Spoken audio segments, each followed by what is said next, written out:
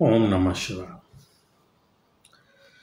ମୁଁ ଜ୍ୟୋତିର୍ବିଦ ଓ ଲେଖକ ପ୍ରଫେସର ରୁଦ୍ରପ୍ରସନ୍ନ ମହାପାତ୍ର ଭୁବନେଶ୍ୱର ଓଡ଼ିଶାରୁ କହୁଛି। ଆଜି ଯେଉଁ ବିଷୟ ସମ୍ବନ୍ଧରେ ମୁଁ ଆପଣଙ୍କୁ କହିବି ସେଇଟା ହେଲା ଅର୍ଦ୍ଧଯୋଗ। କିଛି ଏମିତି ଭିଡ଼ିଓ ଯେଉଁଟାକି ମୋତେ ଲାଗେ କି ସବୁ ଲୋକ ଜାଣିବାର ଅଛି, ସେଇଟା ମୁଁ ଓଡ଼ିଆ, ହିନ୍ଦୀ ଆଉ ଇଂରାଜୀରେ କରେ। ଯଦି ଆପଣ ଇଂରାଜୀ ଦେଖି ନେଇଛନ୍ତି କିମ୍ବା ହିନ୍ଦୀ ଦେଖି ନେଇଛନ୍ତି, ଆପଣଙ୍କର ଏ ଭିଡ଼ିଓଟା ଦେଖିବା କୌଣସି ଆବଶ୍ୟକତା ନାହିଁ।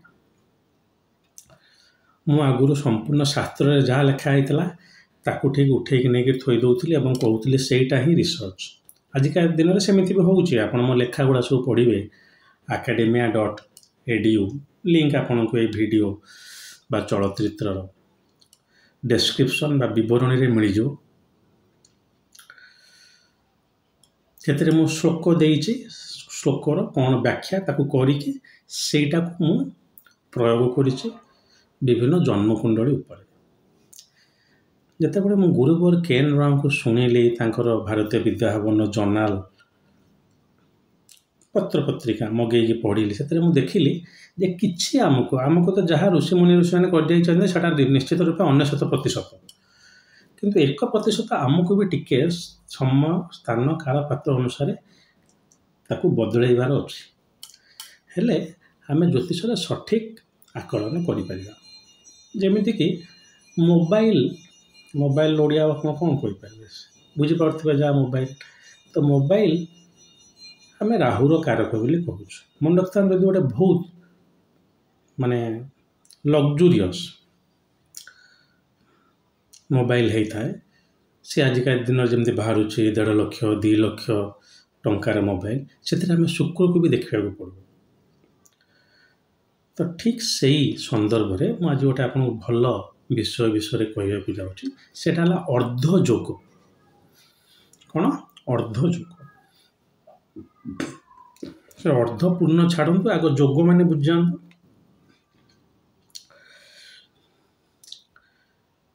ଜନ୍ମକୁଣ୍ଡଳୀରେ ଗ୍ରହମାନଙ୍କର 1 କିମ୍ବା ତଦୁର୍ଦ୍ଧ୍ୱ ଗ୍ରହ, 1 ତ କହିପାରିବେନି, 2 କିମ୍ବା ତଦୁର୍ଦ୍ଧ୍ୱ ଗ୍ରହ ପରସ୍ପର ମଧ୍ୟରେ ଯଦି କିଛି ଗୋଟିଏ ସମ୍ବନ୍ଧ ସୃଷ୍ଟି କରୁଛନ୍ତି, ସେ ଜାତକର ଭଲ କିମ୍ବା ମନ୍ଦ ପାଇଁ ତାକୁ ଯୋଗ କୁହାଯାଇପାରିବ। ଠିକ୍ ଅଛି।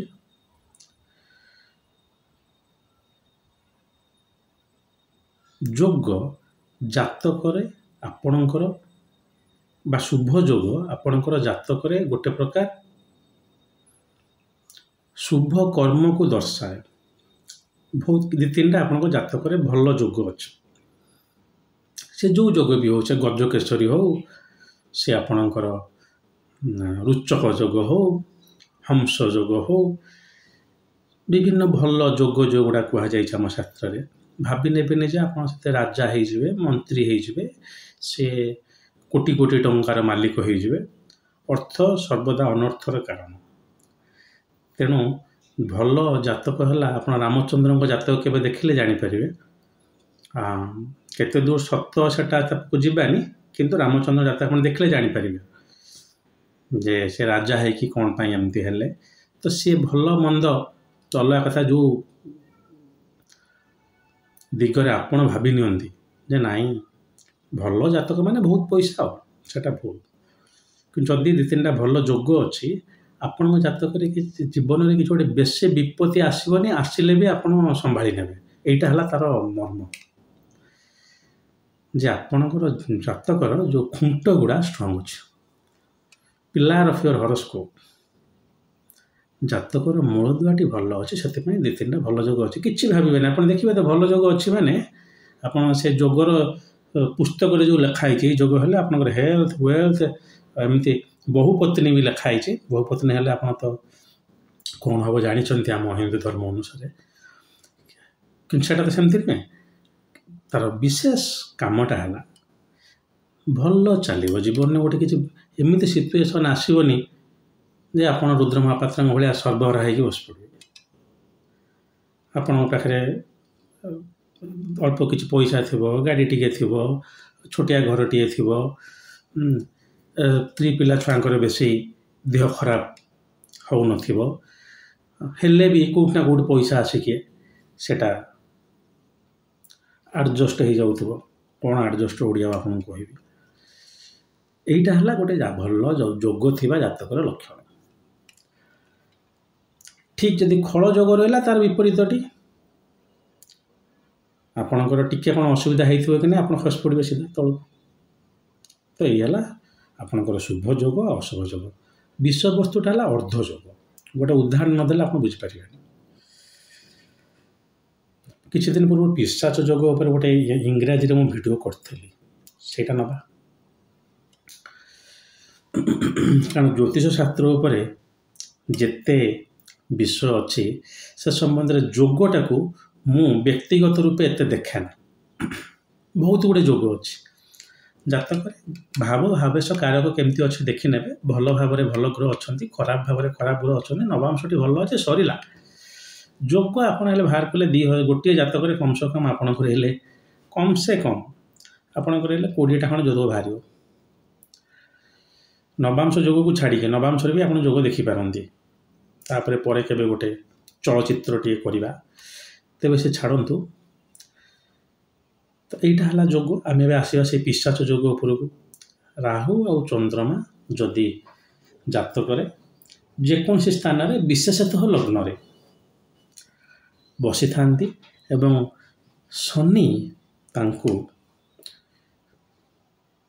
ଦୃଷ୍ଟି ଦେଉଥାନ୍ତି, ତାହେଲେ ସେଇଟା ପିଶାଚ ଯୋଗ ବୋଲି କୁହାଗଲା। ତ ମୁଁ ସେଠାରେ କହି ରଖିଛି ଯେ ପିଶାଚ ତ ନୁହେଁ, ଗୋଟେ ତାର ମାନସିକ ସ୍ଥିତି ଠିକ୍ ରହିବନି ସେ ଲୋକର। କାହିଁକିନା ରାହୁ ଆଉ ଚନ୍ଦ୍ରମା ଯୁକ୍ତ ହୋଇକି ରହିଲେ, ଯୁକ୍ତ ମାନେ ସବୁବେଳେ ଭାବୁଥାନ୍ତୁ ଯେ ଗୋଟେ ଦେଶକୋଣ ଭିତରେ ସେ ଥିବେ, 10 ଡିଗ୍ରୀ ଭିତରେ ସେ ଥିବେ। ଏଟା ଟିକେ ଭଲ ଯୁକ୍ତି। ଆପଣ କେବେ ଚନ୍ଦ୍ରମା 2 ଡିଗ୍ରୀରେ ଅଛି, ରାହୁ ଯାଏଁ ରହିଲାଣି 27 ଡିଗ୍ରୀରେ, ସେଟାକୁ ଯୁକ୍ତ ବୋଲି ଧରିବେନି। ଯୁକ୍ତି ହେବନି, ସେ କଞ୍ଜକ୍ସନ୍ର କିଛି ଭ୍ୟାଲୁ ଆସିବନି। କ୍ଷମା କରିବେ, ମଝିରେ ମଝିରେ ଇଂରାଜୀ ହେଇଯାଉଛି। ଆପଣ ତ ଦେଖୁଥିବେ ଯେ ଆପଣମାନଙ୍କର ଅନୁରୋଧ ରକ୍ଷା କରିବାକୁ ଯାଇ ମୁଁ ଟିକେ ଓଡ଼ିଆରେ କହୁଛି, କିନ୍ତୁ ପଢ଼ା ଲେଖା ମୁଁ ବିଶେଷତଃ ଇଂରାଜୀରେ ହିଁ କରେ, କାରଣ ଅଧିକ ଲୋକ ସେଇଟା ଜାଣିପାରିବେ। କିନ୍ତୁ ମାତୃଭାଷା ପ୍ରତି ସମ୍ପୂର୍ଣ୍ଣ ଶ୍ରଦ୍ଧା ଓ ସମ୍ମାନ ରହିଥିବାରୁ ମୁଁ ଆପଣଙ୍କୁ ଅନୁରୋଧ ରକ୍ଷା କରି ଓଡ଼ିଆରେ କହୁଛି। ମଝିରେ ମଝିରେ ଟିକେ ଟିକେ ଇଂରାଜୀ ଭାଷାର ପ୍ରୟୋଗ ହୋଇଯାଉଥିବାରୁ ମୁଁ ଆପଣଙ୍କ ନିକଟରେ କ୍ଷମା ପ୍ରାର୍ଥୀ। ତେବେ ଛାଡ଼ନ୍ତୁ। ଯୋଗଟା ଆପଣ ଯଦି ଦେଖିଲେ ଯେ ଆକ୍ଚୁଆଲି ଏଇଆ ଲେଖା ହେଇଛି ବହିରେ। ରାହୁ ଓ ଚନ୍ଦ୍ରମା ଲଗ୍ନରେ ଯୁକ୍ତି ହୋଇ ଅବସ୍ଥାପନ କରୁଥିବା ସମୟରେ ଯଦି ଶନିଙ୍କର ସିଧାସଳଖ ଦୃଷ୍ଟି କିମ୍ବା ଏଇ ସ୍ପେଶିଆଲ ଆସ୍ପେକ୍ଟ କ'ଣ ତାକୁ ଓଡ଼ିଆରେ କହନ୍ତି ମୁଁ ଜାଣିନି, ତୃତୀୟ ଦୃଷ୍ଟି କିମ୍ବା ଦଶମ ଦୃଷ୍ଟି ଥାଏ, ତାହେଲେ ପିଶାଚ ଯୋଗ। ଭାବି ନିଅନ୍ତୁ ଶନିଙ୍କର ଦୃଷ୍ଟି ନାହିଁ, ତାହେଲେ କ'ଣ ରାହୁ ଆଉ ଚନ୍ଦ୍ରମାଙ୍କର ଯୋଗଟା ଆପଣ ଭଲ ବୋଲି ଭାବି ନେବେ କି? କିମ୍ବା ସେଇ ଜାଗାରେ ମଙ୍ଗଳଙ୍କର ଦୃଷ୍ଟି ଅଛି। ମଙ୍ଗଳ ବି ଗୋଟେ ଗ୍ରହ ହେଲେ, ରାହୁ ମଙ୍ଗଳ ବି ସବୁ ମିତ୍ର ମାନେ ଭଲ ନୁହନ୍ତି। ତ ସେଇଟା କ'ଣ ଆମେ ଗୋଟେ ଯୋଗଟା ହେଲାନି ବୋଲି ଆମେ କହିବା କି? ଆମେ କହିପାରିବା ନାହିଁ। ଏଟାକୁ ଆମେ ଗୋଟେ ଅର୍ଦ୍ଧ ଯୋଗର ସଂଜ୍ଞା ଦେବା। ନାଇଁ ଏ ଲୋକର ମୁଣ୍ଡ ଖରାପ ରହିବ। ଏଟା ସେତେବେଳେ ଟିକେ ଆପଣଙ୍କୁ ଭଲ ଲାଗିବ ଯେଉଁଠି ଆପଣଙ୍କର ଗୋଟେ ଯୋଗରେ ଗୋଟେ 2ଟା କିମ୍ବା 3ଟା ଗ୍ରହ ସେଥିରେ ହେଲେ ଯୋଗଟା ହେଉଥିବ। ମନେକର ଭାବି ନିଅନ୍ତୁ ସେ ଗଜକେଶରୀ ଯୋଗରେ ଚନ୍ଦ୍ରମା ଆଉ ବୃହସ୍ପତି ଯଦି ଯୁକ୍ତି ହେଇକି ରହିଲେ, ଆମେ ଗଜକେଶରୀ କହିଲେ। ଯଦି ବୃହସ୍ପତି ଚନ୍ଦ୍ରଙ୍କୁ ଦୃଷ୍ଟି ଦେଉଛନ୍ତି, ଆପଣ କହିବେ ନାଇଁ ସାର୍, ସିଧାସଳଖ ଦୃଷ୍ଟି ହେଲେ ହେବ 180 ଡିଗ୍ରୀରେ। ଯଦି କିଛି ସ୍ପେଶିଆଲ ଆସ୍ପେକ୍ଟ ଦେଉଛନ୍ତି ବୃହସ୍ପତି, ତାହେଲେ ନ ହେଇପାରେ, କିନ୍ତୁ ହେବ। କିନ୍ତୁ ଆପଣ ଶାସ୍ତ୍ର ଉଠେଇକି ଦେଖିଲେ ଲେଖା ହେଇଛି ଯୁକ୍ତି। ମୋ କଥା ବୁଝିପାରୁଛନ୍ତି? ଯଦି ଗୋଟେ 2ଟା ଗ୍ରହ, ଯେଉଁ ଗ୍ରହ ସେଇ ଯୋଗ ପାଇଁ ଦାୟୀ, 3ଟି ଗ୍ରହ ଗୋଟେ ଯୋଗ ପାଇଁ ଦାୟୀ, ସେଥିପାଇଁ 2ଟା ଗ୍ରହ ବି ଯୋଗ ହେଲେ ସେ ଯୋଗ କିଛି ମାତ୍ରାରେ ଆପଣଙ୍କର ଫଳପ୍ରଦ ହେବ। ଆପଣ ସେ ଯୋଗଟାକୁ ନ କହିପାରନ୍ତି ଯେ ନାହିଁ। ଗୋଟେ ଭଲ ବହି ଗୁରୁବର କେନ୍ ରାଓଙ୍କର ଅଛି, କ'ଣ ହେଲା ट्रिक्स इन प्रेडिक्शन ना कौन मतलब केतबेले आपण मने पकईदेवे कमेंट सेक्शन में मुझे कहीदेवी से लिखिं जे गुरु चंडाल जोगटा खाली बृहस्पति राहु नुहे बृहस्पति केतु हेले भी हम यहीटा है गवेषणा तेणु आमर मुनि ऋषि मैंने जो जिनसा टी मुक्त हस्तर आम कहीदे जो टिके संभव आम निजर गवेषणात्मक चिंताधारा आनीपर तो ये आपन जो देखिले जे पिशाच जोग हेनी कि मात्रा से लोकर मुंड खराब रे मंगल दृष्टि दौ था क्या राहु आउ संयुक्ति होता है हुए ना कि आपंकर राहु नथिबो खाली शनि जदि दृष्टि दौथ चंद्रमा को पुनर्पु दृष्टि कहते से लोकटी सब एकाटिया रोथब पूर्व कथा भावुव पुनर्पु चंद्रमा से राहु बसीगले पिशाच होगला तो ये गोटे देखो आप अर्ध जोगर संपर्कटा केमती मुझे शास्त्रीय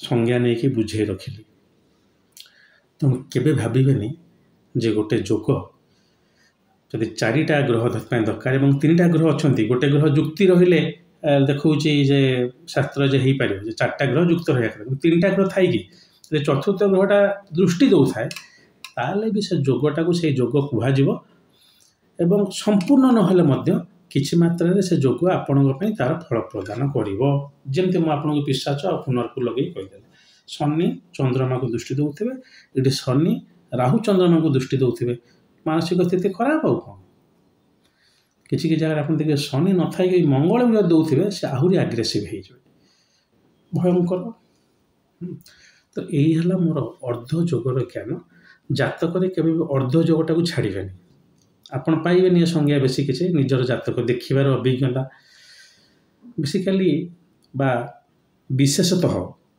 गवेषणार परिणाम आपन यदि पढ़े बहुत गुड़े जो पत्र पत्रिका आसूची किंबा ईसार बिली गोटे अनुष्ठान अच्छे मुझे कौन पत्र पत्रिका किंबा कौन अनुष्ठान को ये आपण आगे बाहा करूना बा प्रमोशन करूनी international society for astrological research जो थे कि प्राय 70टा देश अच्छा से 70टा देश तो विभिन्न देश विभिन्न प्रकार ज्योतिष हुए गोटे टीवी कार्यक्रम मुझे देखुली जड़े कहते कौन सर भारत वर्ष बाहर ज्योतिष होना से अल्प विद्या भयंकर किसी तो निजे आप पढ़े टी प्रोग्राम मूर्खों भाया प्रश्न पचारे विभिन्न सबू जगार ज्योतिष अच्छे निज निज शरीर अच्छे काम से गोटे भविष्यवाणी प्रेडिक्शन हो मु आशा करुच्ची जो अर्ध जोगर जो संज्ञाटा आपण बुझीपारे एवं जातक सेटा किछि मात्रा रे प्रयोग करेंगे एवं यही जोगटा जदि कौन से जोग गोटे खाली आप लग्न कुंडल देखिए ना ताकू नवांश कुंडल देखार अभ्यास करूँ जोग नवांश कुंडल आप देखिपारे किसी असुविधा ना आ जोग गोटे जातकर स्तंभ भली ताकू अधिक टिके अतिरंजित करेंगे ना हो आज एति अनुरोध गुड़िक कही रखे जदि आपण मत जातक देखापी वास्तव रे बहुत आशायी अच्छा ताले आपण मोर वेबसाइट को जातु से जहाँ पैसा संबंध लिखाई से पैसा पेमेंट करूँ तापर मोर मत व्हाट्सएप की कॉल करूँ सीधा व्हाट्सएप की कॉल मत करेंगे ना एकाटिया लोक आज्ञा बहुत अजथारे मत डिस्टर्ब करूँ ना जातक जातक कहली जदि चलचित्र व भिडियोटी भल लगुए ताकू बंटन करेंगे शेयर आउ जदि आप चाहती तो मत सपोर्ट करने किसी डोनेशन भी करें डोनेशन डिस्क्रिप्शन में लिंक प्रदान करा जदि संभव इंस्टाग्राम रे मत फॉलो करूँ छोट छोट वीडियो मुझे बन रखी ओडिया रे आपण को बुझापी और शेयर करने सहज हम एवं शेष ज्योतिषटा को तार मर्यादा देकी शिखंतु नहीं तो शिखंतु ना यूट्यूब आठू टे शुणिकी टे मजापी निजे गोटे छोट बही खंडे कौटी कि आणिकी इे देखला बेलू वृत्तिगत हिसाब से गोटे कंपानी सेक्रेटरी, वृत्तिगत मु गोटे इंजीनियर, ज्योतिष केबे भी करेंगे ना आज्ञा। एत अधखंडिया ज्योतिषटा को ज्योतिष को बदनाम करूँ ना, पढ़ु ज्योतिष उपर लेखालेखि करूँ, जिते चाकरी रिटायर्ड करेंगे ज्योतिष करेंगे। एटलिस्ट ज्योतिषर जो ज्ञान आ ध्यान दुटा दरकार, ध्यान तेज आप करें 24 घंटा न बसिले निजर माने ये जो चैम्बर बा यहाँ आप कारागार कहतु, ये न बसिले आप किसी करें ध्यान ज्ञान पढ़ा लेखा हेनी। तेणु एवं जदि आप ज्योतिष जाना चाहते लिखतु, लिखिले आप मन को मन बहुत गुटे पढ़ी चलिए। सेमती बहुत लोक मुझे देखी मैगजीन, सेमती जदि किसी ना निजे टे पढ़ देख राहु महादशा सेमती हो गोटे आमोद प्रमोद भाया बिल्कुल ये करूँ ना। करी आप जो ज्योतिष बोली कहले माने खबरदार कहीदे जे से एंटी ब्लैक मैजिक एक्ट रे आप आईन नजर आसवे।